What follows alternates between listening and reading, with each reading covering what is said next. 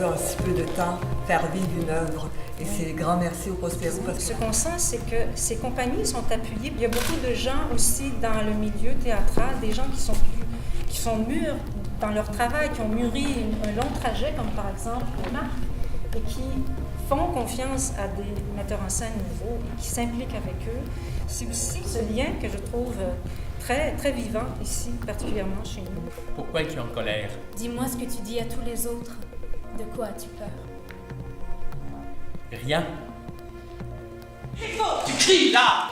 Parfait! Je peux crier tout ce que je veux! Alors moi aussi je peux crier! Eh bien, crie tout ce que tu veux pour ce que ça me fait! C'est pour nous une apocalypse amoureuse, qui est à la fois drôle, déchirante. Peut-être qu'ils m'ont ramené à l'hôpital de ma mère à Jean Talon. J'aurais été full maganée. Mais ils m'auraient pas amené là anyway parce qu'il y a Notre-Dame juste à côté, là, mais ça aurait été full dramatique. Puis là, arrivé à l'hôpital, ma mère, elle aurait tellement pleuré. Puis moi, avant de crever, j'aurais juste dit « Maman, Puis je serais morte. Puis elle aurait jamais su je quoi. Mais moi, j'ai assisté à d'autres moments de répétition. Cette fois-ci, ils ont fait, c'est comme le début d'un spectacle. Mais moi, j'ai vu des moments très engagés et dans le texte et dans le jeu.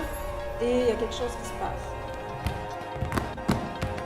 De tous les biens que je possède, 3 fils, les miens oubliés. Je sens que c'est réciproque. Je suis son ami, moi aussi. On est 2 amis qui passent la nuit. C'est le même. Ça se passe dans un huis clos, c'est un trio dans un huis clos. Puis c'est pour ça qu'on a la salle intime en plus, puis qu'on apprécie beaucoup ça. Les spectateurs vont être quasiment les murs de cette pièce-là.